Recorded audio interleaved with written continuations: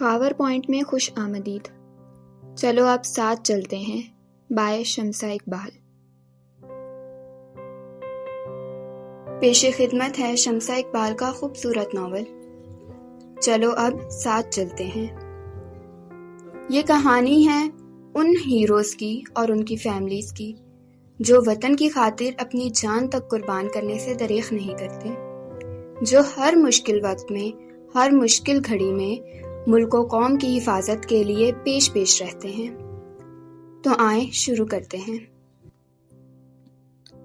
قسط نمبر 1۔ رات کا پچھلا پہر تھا، ہر شے اندھیرے کی لپیٹ میں تھی۔ وہ اداس بیٹھی چاند کو دیکھ رہی تھی۔ اچانک اس کی نظر سامنے کھڑے وجود پر پڑی۔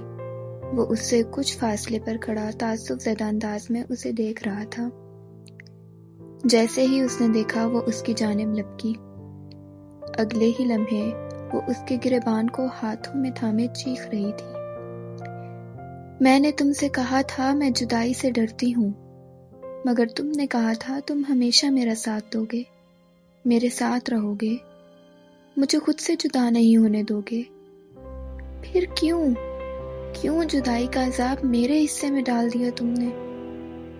کیوں تم اس جدائی کو ختم نہیں کر دیتے؟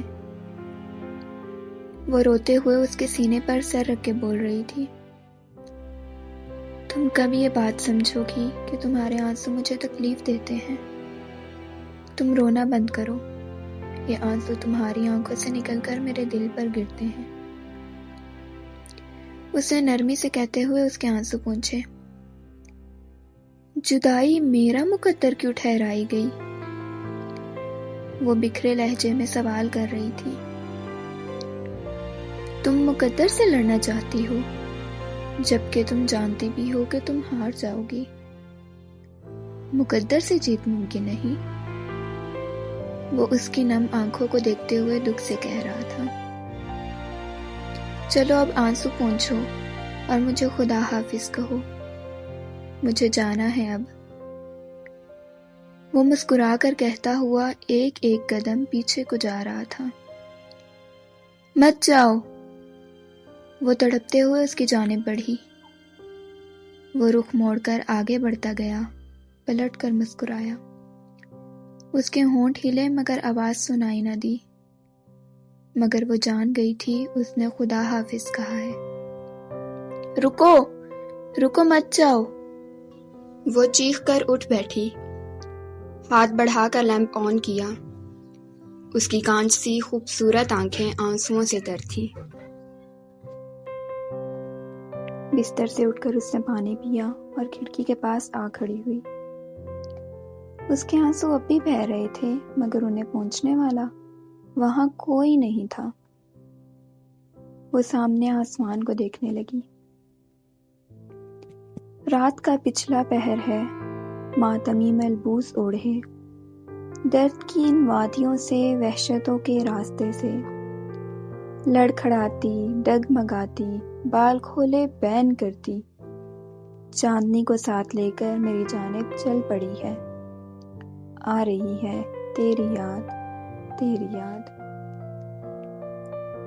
تمہارے پاس انکار کی کوئی خاص وجہ ہے ماہی؟ سعدیہ بیگم نے جھنجھلا کر پوچھا۔ ماما آپ جانتی ہیں وہاں صرف آرمی آفیسرز کی فیملیز کا گیٹ ٹوگیدر ہے اور مجھے ایسی گیدرنگ میں جانے کا بالکل شوق نہیں ہے۔ اس نے اپنا سابقہ جواب دہرایا۔ ایک شہید آرمی آفیسر کی بیٹی اور ایک سرونگ آرمی آفیسر کی بہن کے منہ سے یہ بات سن کر مجھے واقعی افسوس کے ساتھ دکھ بھی ہو رہا ہے، انہوں نے دکھ بھرے لہجے میں کہا۔ جانتی ہو وہ چاہتے تھے کہ تم بھی آرمی جوائن کرو۔ آج اگر وہ زندہ ہوتے تو تم بھی آرمی میں ہوتی اور ان کے ساتھ ایسی گیدرنگ میں بھی جاتی۔ کاش وہ زندہ ہوتے تو میں ضرور جاتی۔ آنسو آنکھوں سے باہر آنے کو بےتاب تھے۔ تم ان کا مان رکھنے کی خاطر ہی چلو آج۔ وہاں وہ سب لوگ آتے ہیں جنہیں تمہارے پاپا پسند کرتے تھے، جن کے وہ دوست تھے۔ سعدیہ بیگم نے اسے گلے لگاتے ہوئے کہا۔